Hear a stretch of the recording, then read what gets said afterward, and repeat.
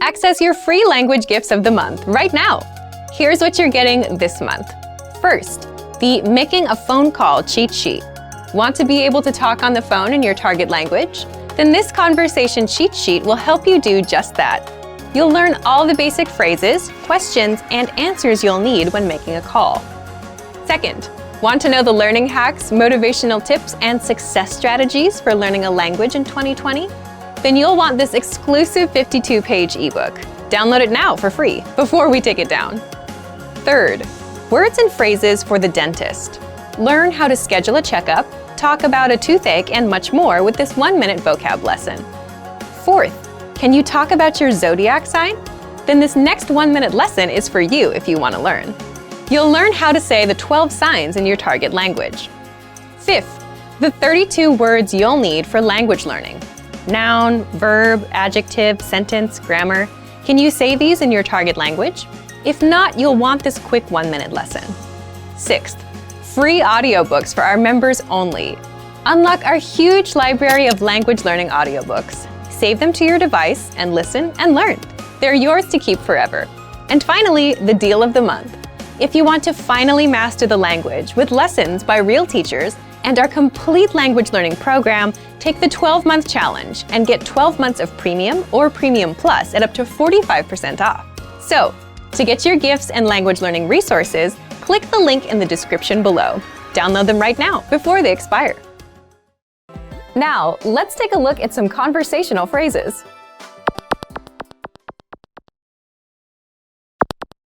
Listen to the dialogue. Anh làm nghề gì? Tôi là nghệ sĩ. Listen to it again, now with the English translation. Anh làm nghề gì? What do you do? Tôi là nghệ sĩ. I'm an artist. First of all, you need to learn how to say, what do you do? That's.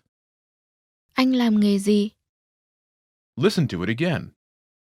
Anh làm nghề gì? Anh làm nghề gì?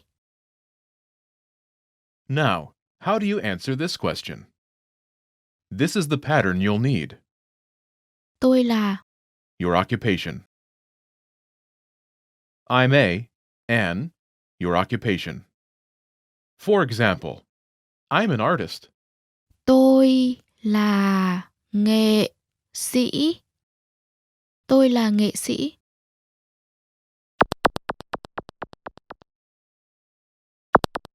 Here are a few more professions you can use with the same pattern. Police officer. Công an. Công an. Teacher. Giáo viên. Giáo viên. Doctor. Bác sĩ. Bác sĩ. Engineer. Kỹ sư. Kỹ sư.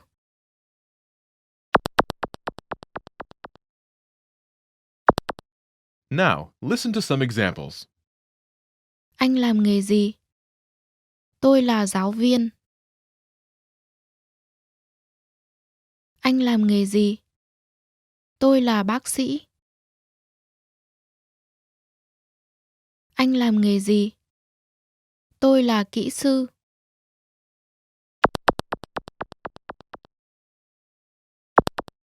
Okay, now it's your turn. Do you remember how to say, what do you do?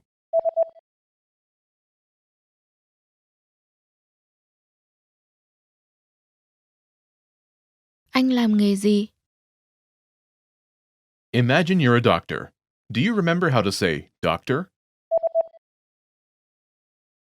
Bác sĩ. Bác sĩ. Say, I'm a doctor.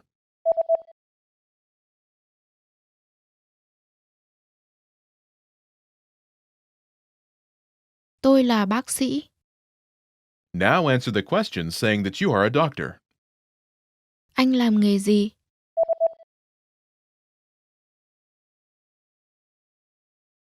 Tôi là bác sĩ. Now, imagine you're a teacher. Do you remember how to say teacher? Giáo viên. Giáo viên. Say, I'm a teacher.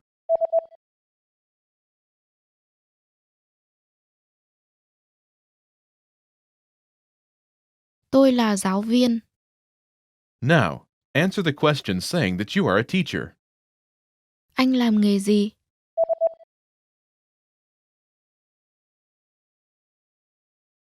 Tôi là giáo viên. Now, imagine you're an engineer. Do you remember how to say engineer? Kỹ sư. Kỹ sư. Say, I'm an engineer.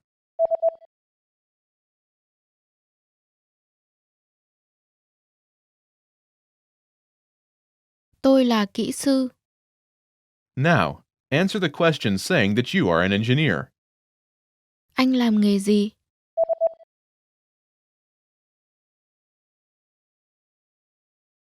Tôi là kỹ sư. Well done! In this lesson, you learn new occupation-related vocabulary and phrases you can use in your everyday life. You are now able to talk about your job like a native speaker. Xin chào các bạn. That is too much. Okay, one more time. Xin chào các bạn. Tôi tên là Linh, rất vui được gặp lại các bạn. Hello everyone, my name is Linh and welcome back to VietnamesePod101.com, the fastest, easiest, and most fun way to learn Vietnamese.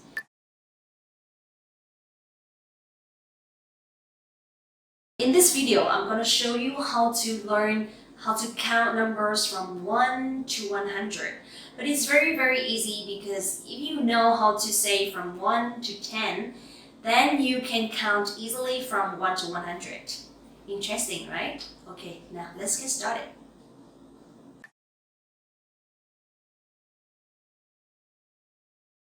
First, I'm gonna count from 1 to 10, and it's very easy because in Vietnamese, every number has only one sound. For example, một, một, and it will be like that until 10. Okay, so now let's count from 1 to 10. 1, 2, 3, 4, 5, 6, 7, 8, 9,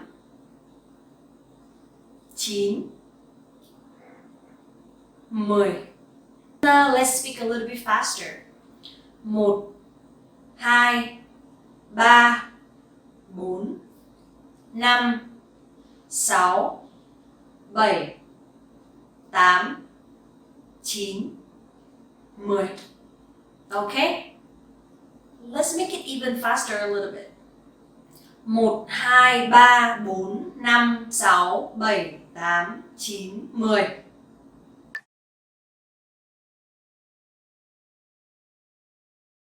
Let's count number 20, 30, 40, 50, 60, 70, 80, and 90. For those numbers, you can just put the number, the first number, and the word 10. 10. For example, 20, 30, 40, 50, 60,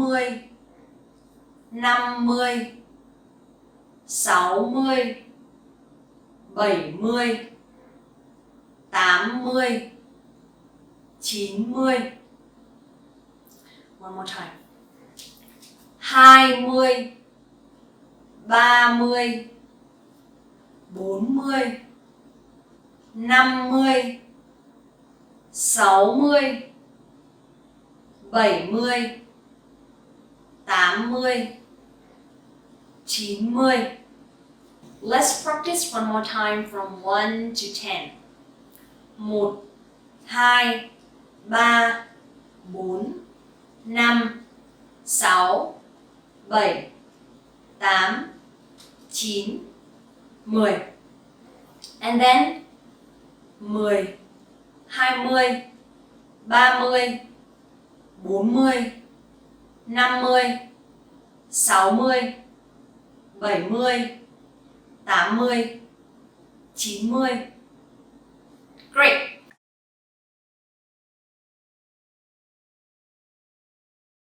Okay, nouns from 11 to 19. Very easy. You can just put two numbers together, then it will be that number. For example, 11. So that is 10 and 1, right? So you can just put 10 and 1. So it'll be 11. For 12, then it'll be 10 and 2. So 12. 12. So it'll be similar with the other numbers until 19. 11, 12, 13, 14, 15, 16, 17, 18, 19.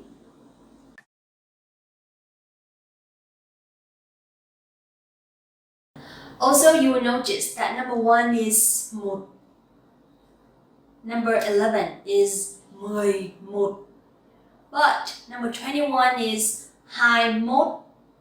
So instead of saying 1, from 21 to 91, we will say 1, 11, 21, 31, 41, 51, 61, 71, 81, 91.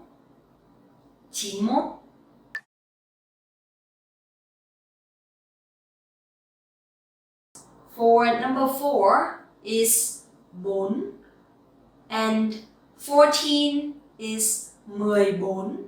But from 24, 34, 44, 54 until 94, instead of saying 4, we will say 4. Again, 24, 34, 44, 54, 54, 64,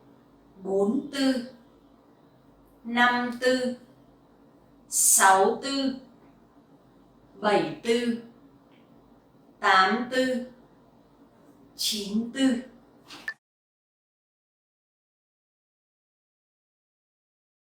So you will notice number 5 is 5, but 15 will be 15.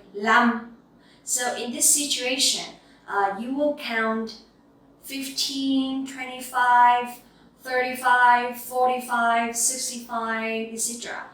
with 5. Okay? For example, 15, 25, 35, 45, 55, 65, 75, 85, 95. Just remember 3 things, number 1, number 4, and number 5. Those 3 numbers will be a little bit different with the higher numbers. The other numbers are pretty much similar. Now I will count from 1 to 30 so you guys can easily see the difference, okay? 1, 2, 3, 4, 5, 6, 7, 8, 9, 10, 11, 12, 13, 14, 15, 16, 17, 18, 19,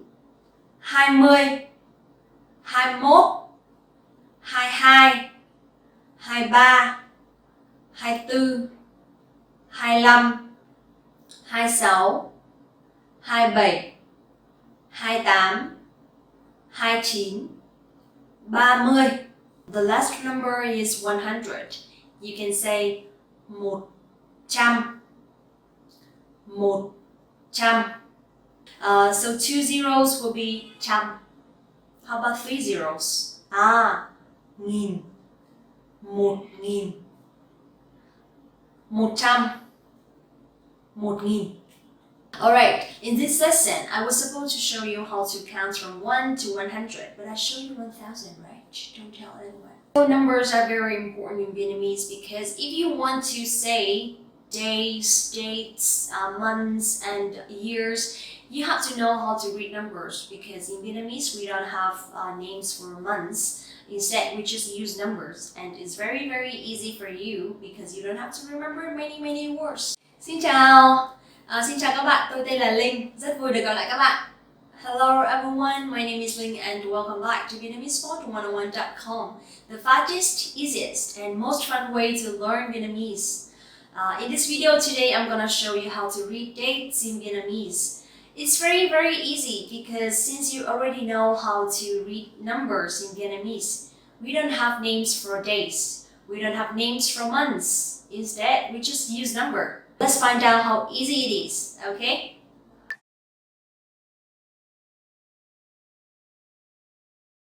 For a day, thứ. For date, ngày. For month, tháng. And for year, năm. Thứ, ngày, tháng, năm.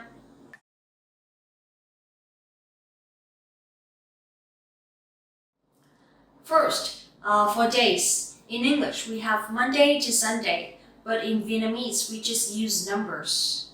And the word thứ before the numbers. For example, thứ hai, thứ ba, thứ tư, thứ năm, thứ sáu, thứ bảy, chủ nhật.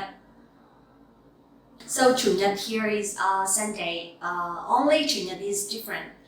From Monday to Saturday, it will be from thứ hai to thứ bảy. Okay? 2, 3, 4, 5, 6, 7, chủ nhật. Yes! So easy, super easy. One more time, but this time I will read a little bit faster. Thứ hai, thứ ba, thứ tư, thứ năm, thứ sáu, thứ bảy, chủ nhật. Okay? So the reason why that I read a little bit faster, if I want you to have an overview about Vietnamese accent, because when you speak too slowly, it'll be a little bit unnatural. Okay?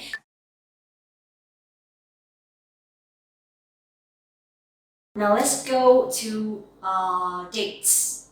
From the first until the last day of the month, we will just use number and one word, ngày.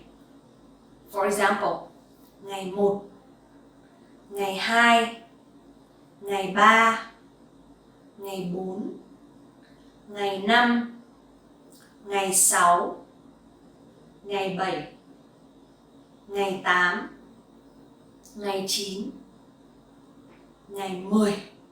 That's it. Sometimes you will see or you will hear Vietnamese saying ngày mùng 1, ngày mùng 2, mùng or mùng.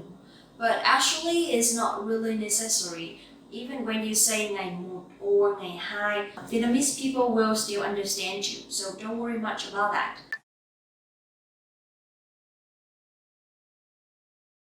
So in Vietnamese, month is tháng, tháng, tháng. So from January to December, we have 12 months in total. You can just count from 1 to 12, then it's fine. For example, January, tháng 1, February, tháng 2, tháng 3, tháng 4, tháng 5, tháng 6, tháng 7, tháng 8, tháng 9, tháng 10, tháng 11, tháng 12. Okay, so just one small notice, which is number 4, April. We will not say tháng 4, but we say tháng 4, tháng 4. Easy? So from January to December, from 1 to 12, that's it. And the word tháng from month.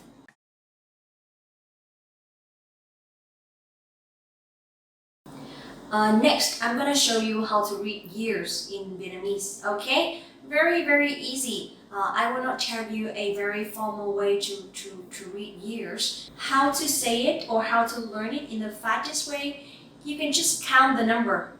For example, this year 2019. So in Vietnamese, you can just say 2019. 2019. In this situation, you will group 19 together and you will pronounce them together. You don't say 19, but you say 19. One more time. 2019. 2019. So next year will be 2020. 2020. Now, let's practice. For example, today is Friday, the 13th of September 2019. You can say, hôm nay là thứ Sáu, ngày 13 tháng 9, năm 2019. Hôm nay là thứ Sáu, ngày 13 tháng 9, năm 2019. Hôm nay là thứ Sáu, ngày 13 tháng 9 năm 2019. Okay? Now, how about tomorrow? So, ngày mai là thứ Bảy, ngày 14 tháng 9 năm 2019. Ngày mai là thứ Bảy, ngày 14 tháng 9 năm 2019. Okay, so here you will see hôm nay is today, ngày mai is tomorrow, and one more word, hôm qua for yesterday. Hôm qua, hôm nay và ngày mai. Hôm qua, hôm nay, ngày mai. That's it. One more thing, for example, if you want to say about your birthday, if you want to talk about your birthday. Birthday in Vietnamese is sinh nhật. So, for example, my birthday is the 2nd of September. You can say sinh nhật của tôi vào ngày mùng 2 tháng 9. Sinh nhật của tôi vào ngày mùng 2 tháng 9. How about you? When is your birthday? Now let's tell me in the comment below, okay? Xin chào! Chào các bạn, tôi là Linh, rất vui được gặp lại các bạn. Hello everyone, my name is Linh and welcome back to VietnamesePod101.com, the fastest, easiest and most fun way to learn Vietnamese. In this video today, I'm going to show you how to tell about your country's names as well as your nationality.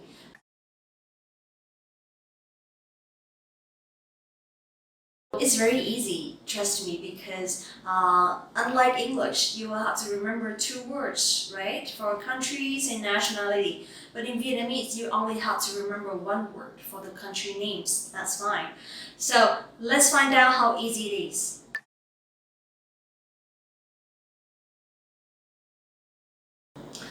Bạn từ đâu tới?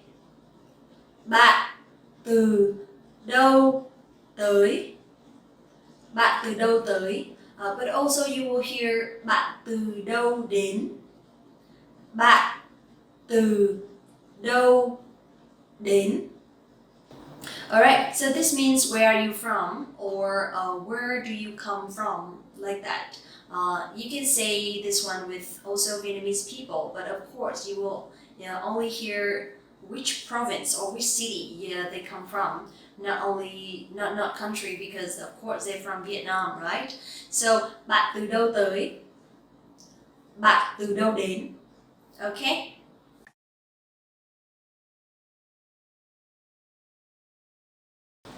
Bạn là người nước nào? Bạn là người nước nào? Bạn là người nước nào? So this means what is your nationality? Or it literally means you are the person of what country? Bạn là người nước nào? In Vietnamese, we have the word nationality, which is quốc tịch. But we will not ask people about nationality that way because it's not so common. And also, it's It sounds a little bit unnatural. That's it. So you can easily say bạn là người nước nào. That means what is your nationality, or from what country you were born. That's it.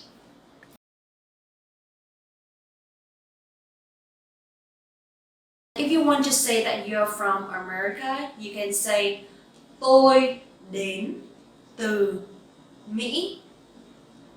Tôi đến từ Mỹ. Tôi đến từ Mỹ. Tôi là người Mỹ. Tôi là người Mỹ. Mỹ is America and người is a person. So người Mỹ is American. And let's talk about grammar a little bit. You will see tôi here is a subject, which is I. Là here is the verb, which is to be verb. And người Mỹ means American. So tôi là người Mỹ. Tôi là người Mỹ. So basically a sentence structure is a little bit similar with English. It's just about the word order sometimes is a little bit different. But for some basics and short sentences like that, it's similar with English. One more thing, you will see we will not have America and American like in English. Instead, we only use one word, Mỹ. So if you want to talk about the country, then you can put the word nước before Mỹ. Nước Mỹ, that is America. And người before Mỹ. Người Mỹ, that is American. Easy, right? Okay, now let's talk a little bit about the other countries. For example, if you come from Germany, then you can say tôi là người Đức. Tôi là người Đức. Or tôi đến từ Đức. Tôi đến từ Đức.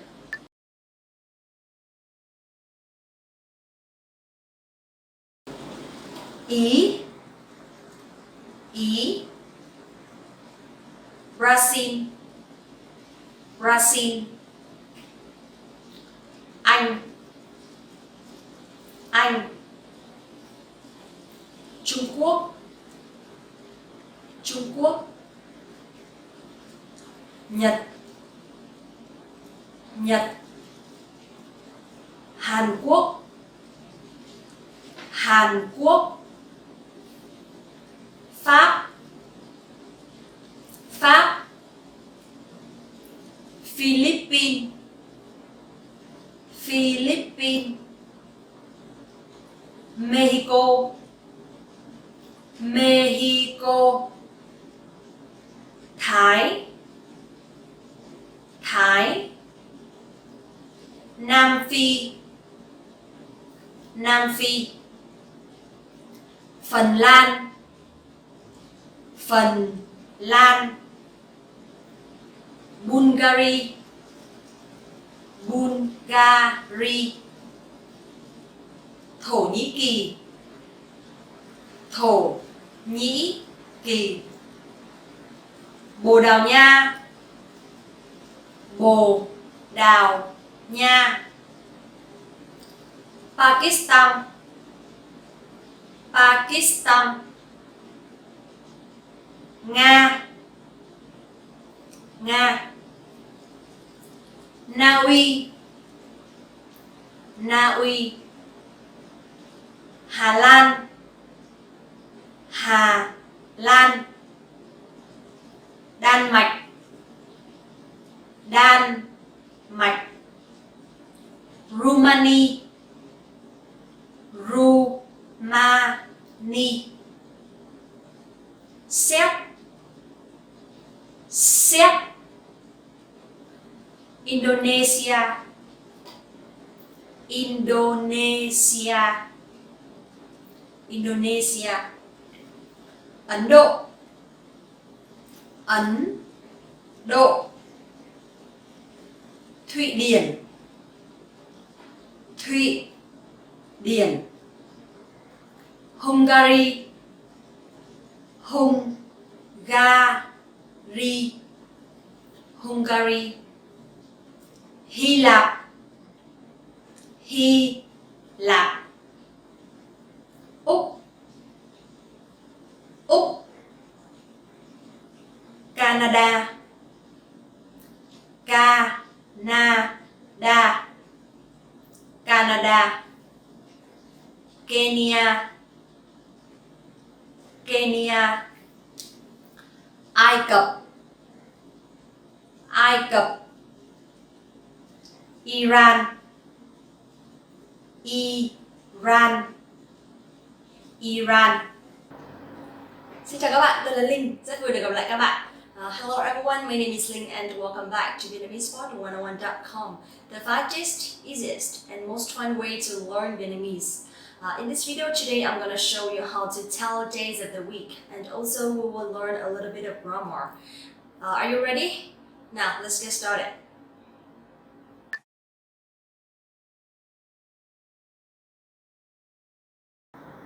In Vietnamese, it's very easy to tell from Monday to Sunday because you only have to remember numbers. And also one more word, thứ, for days. For example, thứ hai means Monday. Thứ ba. Okay, and next, thứ tư. Thứ năm. Thứ sáu. Thứ bảy. And the last one, Sunday, we have another word for that. Chủ nhật. Okay, so from Monday to Sunday, only one word, thứ, and the numbers. Only for Sunday we have a specific word, and you will know how to learn how to say from Monday to Sunday.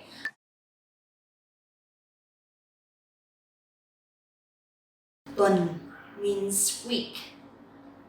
Tuần, right?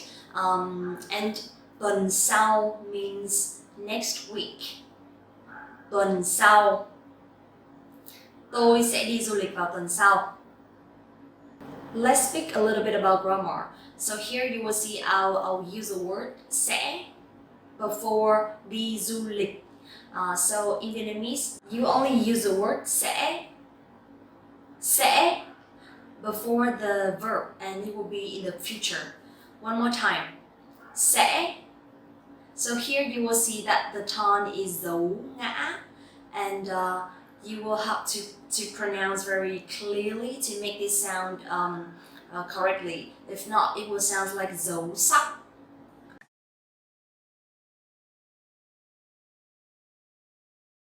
Now let's make some sentences using days of the week. So you also can see the sentence structures. Okay? Thứ hai là ngày đầu tuần. Thứ hai là ngày đầu tuần. Thứ hai là ngày đầu tuần means Monday is the first day of the week.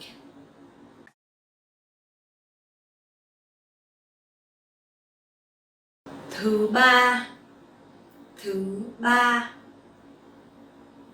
ba ngày mùng 1 tháng 3. Thứ ba ngày mùng 1 tháng 3 means Tuesday is the 1st of March. Thứ ba ngày mùng 1 tháng 3. So if you notice, you also will see March here is tháng 3 means number 3. So we only use the word tháng before the number. Then you also can count calendars, can count months. Thứ ba ngày mùng 1 tháng 3.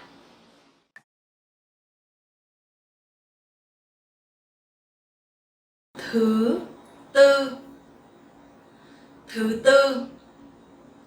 Thứ tư tuần này tôi được nghỉ. Thứ tư tuần này tôi được nghỉ. Thứ tư tuần này tôi được nghỉ means this Wednesday I can take a day off. Thứ tư tuần này tôi được nghỉ.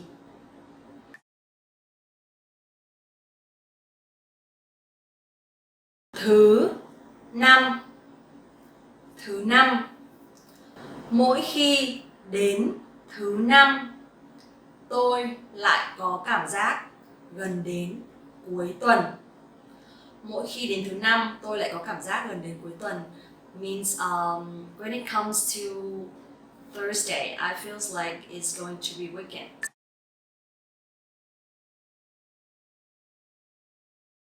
Thứ sáu. Thứ sáu. So here, these two words has dấu sắc. So you have to go up and you have to make it very clearly so it will sound correctly, differently with dấu ngã. Okay? Thứ sáu. Hôm nay là thứ sáu đấy. Bạn đã có kế hoạch gì chưa? Hôm nay là thứ sáu đấy. Bạn đã có kế hoạch gì chưa? Hôm nay là thứ sáu đấy. Bạn đã có kế hoạch gì chưa? Today is Friday. Do you have any plans?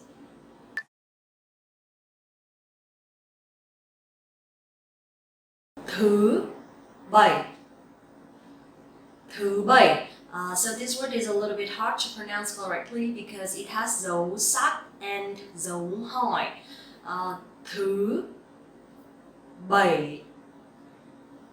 Thứ bảy. Thứ bảy. Tôi sẽ về thăm nhà thứ bảy tuần này. Tôi sẽ về thăm nhà thứ bảy tuần này. Tôi sẽ về thăm nhà thứ bảy tuần này. I'll visit my family this Saturday. So here you will see this Saturday means thứ bảy tuần này. That means the Saturday of this week. So tôi sẽ về thăm nhà thứ bảy tuần này.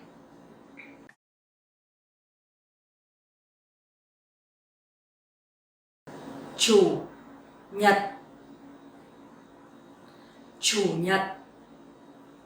Chủ nhật tuần này bạn có đi nhà thờ không? Chủ nhật tuần này bạn có đi nhà thờ không? Chủ nhật tuần này bạn có đi nhà thờ không? Are you going to the church this Sunday? Now let's talk a little bit about other days. In English we have yesterday, today and tomorrow. Let's see how we pronounce them in Vietnamese.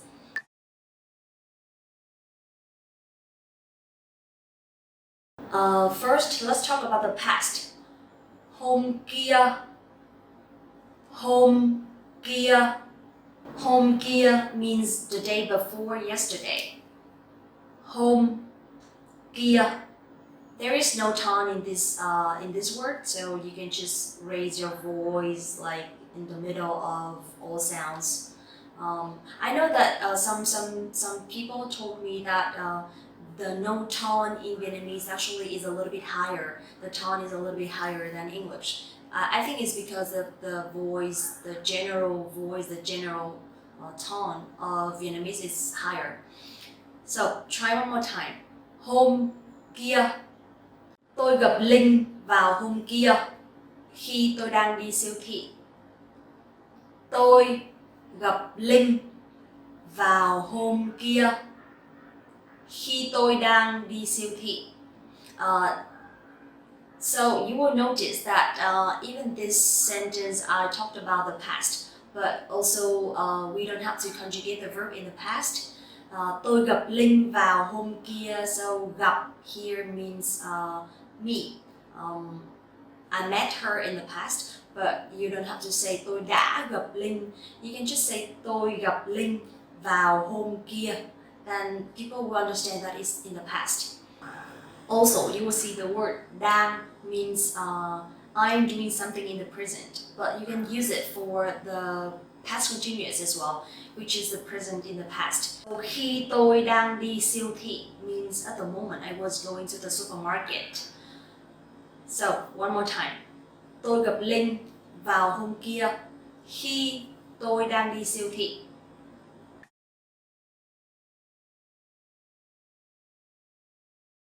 Next one is yesterday. So in Vietnamese, you can say hôm qua, hôm qua.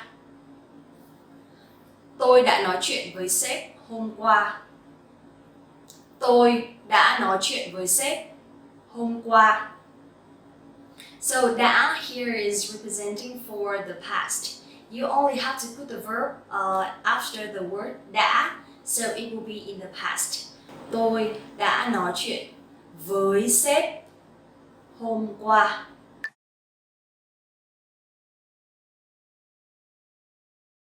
Next one is hôm nay.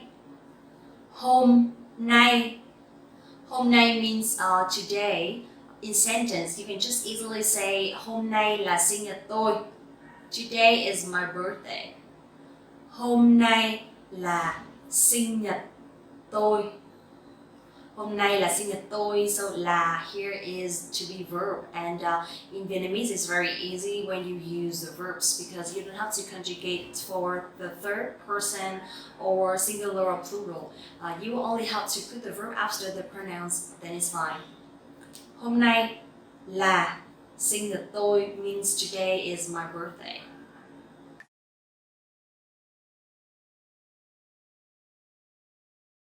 Next one is ngày mai. Ngày mai. Ngày mai means tomorrow.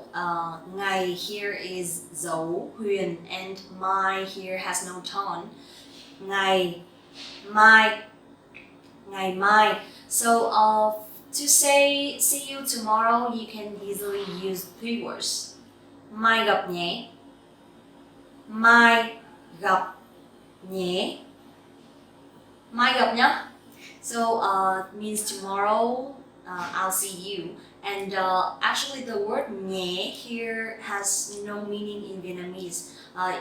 We usually use this word at the end of the sentence to say maybe it means is that okay? Mai gặp nhé. See you tomorrow, okay? Something like that. Mai gặp nhé.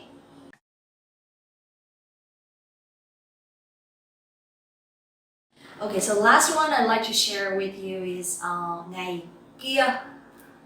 Ngày kia means the day after tomorrow.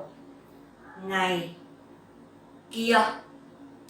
So dấu huyền and no tone. Ngày kia. Ngày kia rảnh không? Qua nhà em ăn tối nhá. Ngày kia rảnh không? Qua nhà em ăn tối nhé. Means are you free the day after tomorrow? Let's go to my place and have dinner. Ngày kia rảnh không? Qua nhà em ăn tối nhá. So sometimes when we talk with close friends, we don't have to say, are you free tomorrow or are you free after tomorrow? Because it's not really necessary. Either ngày kia anh rảnh không or ngày kia rảnh không, it's fine. Most people don't like to hear this, but consistent hard work is one of the biggest factors in your language learning success. The course or method you choose makes a difference too, but at the end of the day, you ride or die by the work you put in. The quantity of time spent studying language doesn't necessarily determine the quality of your study. Spending 3 hours a day watching movies doesn't help you learn much if you're not actively engaging with the language. In this video, we'll talk about 3 ways to actively engage your mind while studying a new language. Number 1, think of your brain as a muscle. You're probably familiar with the phrase, feel the burn, or maybe no pain, no gain. If you've been to your local gym recently, there's a chance you might have heard one of these phrases or seen them plastered on a wall. There's an idea in the world of sports and workouts that the discomfort you feel when running, pumping iron, or doing some other physical activity is what brings results. During a healthy workout, the muscles of the body are affected at a microscopic level.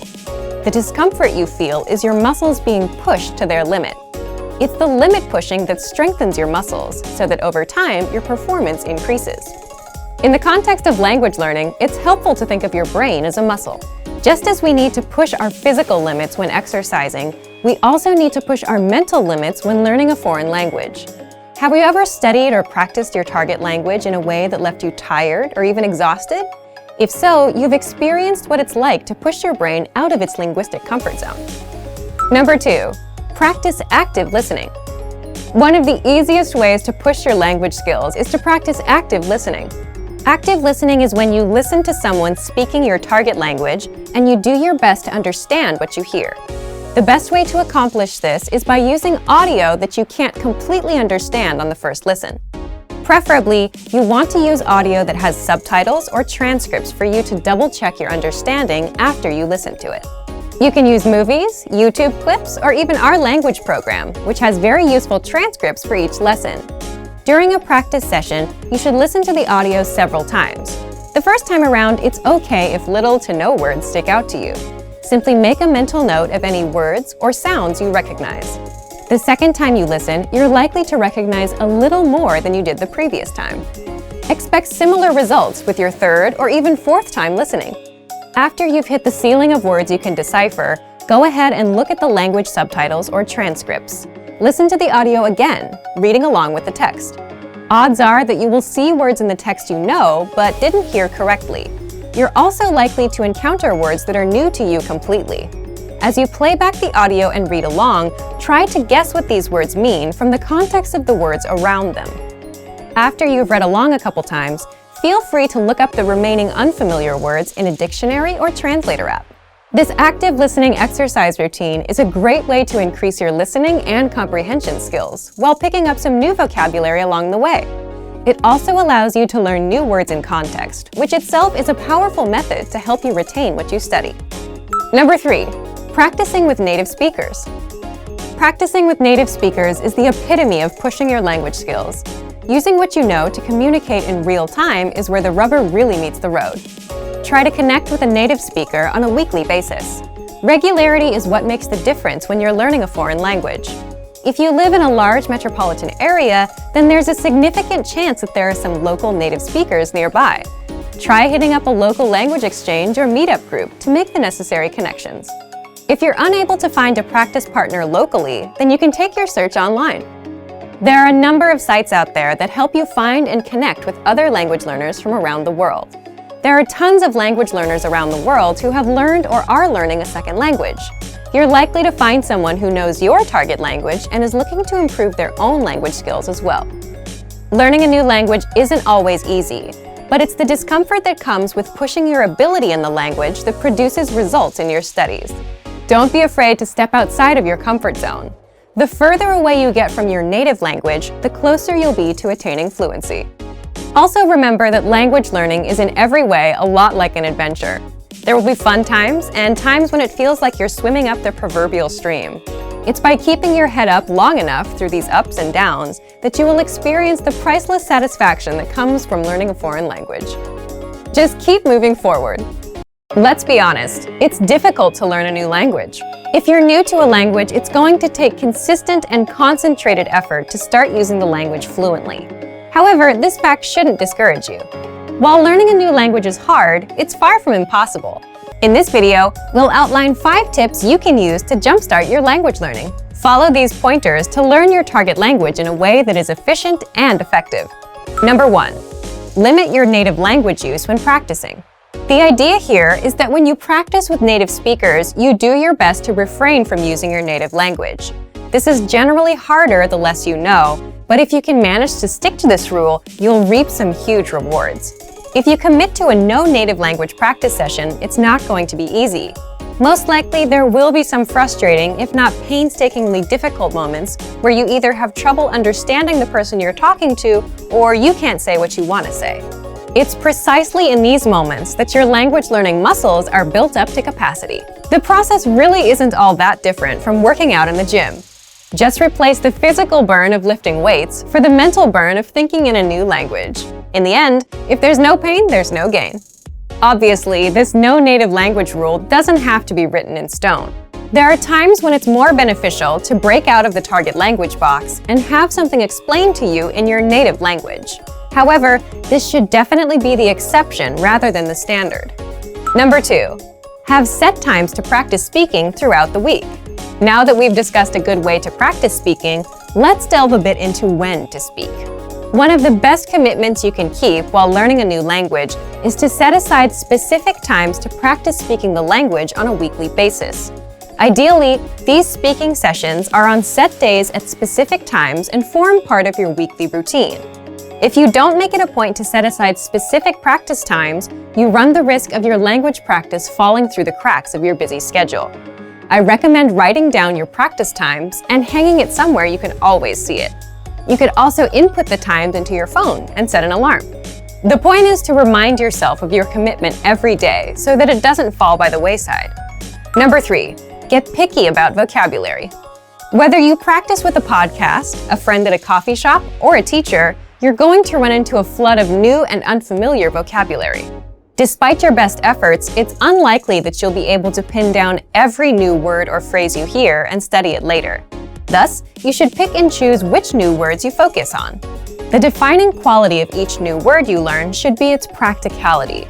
The more useful a word or phrase is to you in a conversation, the more important it is that you learn it. Don't feel like you have to cram the entirety of your target language into 1 week of study.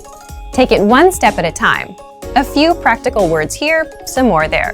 Before you know it, you'll see your vocabulary improve. Number 4, write and practice short monologues. This tip can be a lot of fun. Begin by selecting a topic you enjoy discussing. Then, simply write out a short monologue or speech on the subject in your target language.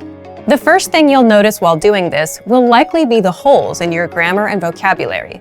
But when you try to write out your thoughts in a foreign language, you might inevitably hit roadblocks. You might not be able to think of a word or know how to formulate a specific idea or opinion yet. This can be great because these holes are the exact areas where you should focus your studies. You can bring up these problem areas in your next lesson or browse through your favorite language course or textbook in order to find the answer. The constant process of finding these language holes and filling them is what keeps you moving along the path to fluency. Once you finish your short text, it's a great idea to practice reciting it or even memorizing it. The memorization will help you internalize the new grammar and vocabulary you've learned. Reciting it will get your tongue and mouth used to the sounds. Number 5, keep an up-to-date list on what you want to learn. Throughout your studies, you should always have a sort of language shopping list. As you practice and study, you will most likely come across things you'd like to be able to say, but don't know how to yet, especially if you follow our previous tip. Write this wish list down. It's one thing to learn the vocabulary you pick up via a course or podcast, both of which are great. It's a bit different when your vocabulary gets personal. Learn the words that matter to you, either because they're practical or because you simply find them interesting. The more relevant the vocabulary, the more likely you are to retain it. Some people might tell you it's impossible to learn a new language for whatever reason, but it's important to remember that the way you study and engage with a language greatly affects how quickly or effectively you learn it. Being able to speak freely with native speakers is an amazing ability in itself, but being able to speak freely to a whole new group of people opens you up to possible new relationships. Most people don't realize that spending the time to build relationships in a foreign language can actually help you improve your language skills dramatically. In this video, we look at how making relationships in a foreign language can help you learn the language faster. The benefits of having friends and partners who speak a foreign language. First, it's motivational. One of the greatest struggles for anyone learning a second language is motivation. 9 times out of 10, learners start out their language learning journey with loads of enthusiasm, only to see it gradually wane over time. Try as they may, it's difficult to maintain the spark they once shared with their new language.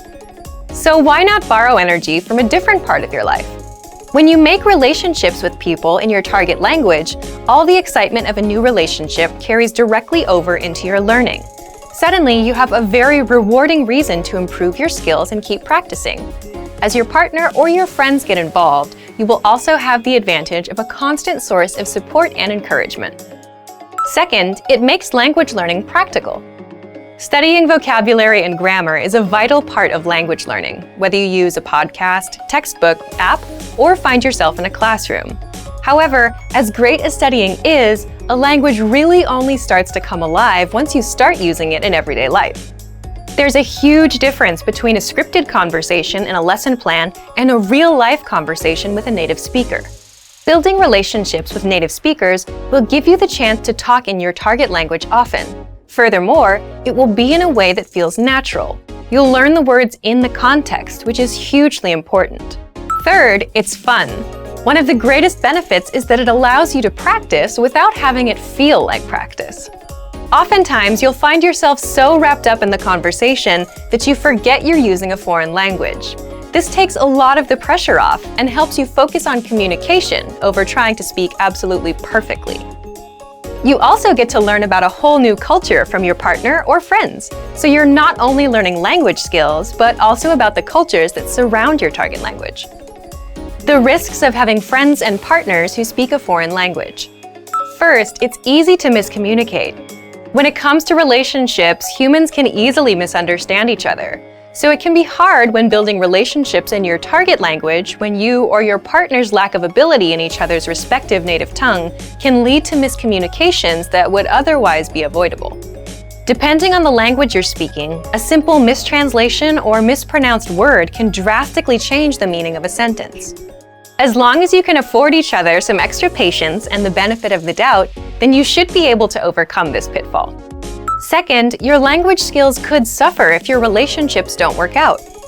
If all your language practice is wrapped up in one person and your relationship with that person doesn't work out, then your language learning could take a big hit. So it's best not to put all your hopes for language growth on one area, relationship or otherwise. You don't want to risk losing motivation, so try to find it in many different areas. An idea for building relationships in a foreign language. Make games out of getting to know one another. Sometimes, opening up in any new friendship or partnership can be hard. Add in the added struggle of a new language, and it can feel impossible to share your true feelings with others. So instead of trying to take first interactions so seriously and talking about the usual things like the weather or work, try to ask new, interesting questions. Try to figure out what the other person's hobbies are without asking directly, or what kind of job they have. This will give you a chance to stretch your language skills in a new way, and you'll probably get some funny answers out of it too. Being comfortable being silly or making language mistakes is a great way to bond with someone, even if you've just met. Relationships in a foreign language have a lot more benefits to offer than drawbacks. Don't be scared to open up to people and make mistakes. Hey everyone, welcome to the Monthly Review, the monthly show on language learning. How to finally learn language in 2020, your New Year's resolution solution. Today, you're going to learn 1. 3 reasons most goals fail, 2. The 3 rules for successful goal setting, and 3. We're going to set you up with your first language goal for 2020. So, if you've failed with your goals or New Year's resolutions before, then this lesson is for you. You'll be able to finally learn your target language, make measurable progress, and reach every goal you set. But first, listen up. Here are this month's new lessons and resources. First, the Making a Phone Call cheat sheet. Want to be able to talk on the phone in your target language? Then this conversation cheat sheet will help you do just that. You'll learn all the basic phrases, questions, and answers you'll need when making a phone call. Second, want to know the learning hacks, motivational tips, and success strategies for learning a language in 2020? Then you'll want this exclusive 52-page ebook. Download it now for free before we take it down. Third, words and phrases for the dentist. Learn how to schedule a checkup, talk about a toothache, and much more with this 1-minute vocab lesson. Fourth, can you talk about your zodiac sign? If not, then this next 1-minute lesson is for you.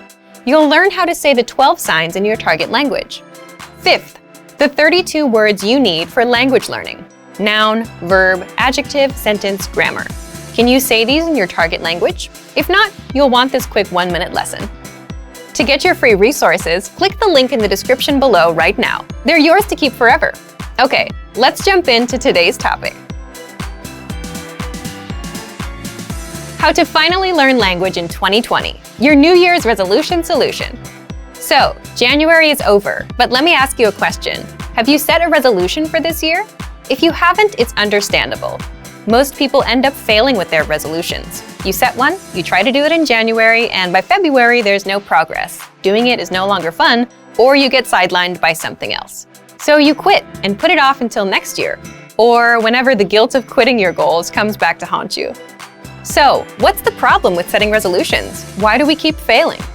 First of all, regardless of what most people say about New Year's resolutions, setting goals, whether on January 1st or any other time of the year, is a good thing. You have to know where you're going and what you want to achieve. Otherwise, you'll be floating around aimlessly from one language app to another and have nothing to show for your time spent. But the problem lies with the goals that people set. For example, most people set goals like, I want to master Chinese, or I want to lose weight, or I want to be fluent in Japanese. And based on these kinds of goals, here are 3 reasons why 90% of New Year's resolutions fail. First, resolutions fail because they are not specific and not measurable. Take a goal like, I want to master Chinese this year. The problem is that's a very vague goal. What do you mean by master? Do you want to speak about the economy, or do you just want to have everyday conversations? And can you really measure how much progress you need to master the language? The second reason is they are unrealistic. You might think, but isn't it good to set huge goals and aim for the stars? It's not bad, but if you say, I want to be fluent by September, is that realistic for you? Are you ready to commit yourself to nothing but language learning, 6 to 8 hours a day non-stop? The answer is no for most people. The third one is there's no action plan. The problem is you'll still fail even with a specific and realistic goal if you don't know when and how you're going to do it. For example, when will you study? How long will you study every day? And how will you study? So now you know why most people fail with their New Year's resolutions. Then how do we set New Year's resolutions and actually succeed? Here are the 3 rules for successful goal setting. Remember, your goals must be 1. Specific and measurable, 2. Realistic, and 3. They must have an action plan. Yes, the complete opposite of everything you heard earlier. For example, let's say you're learning Italian this year.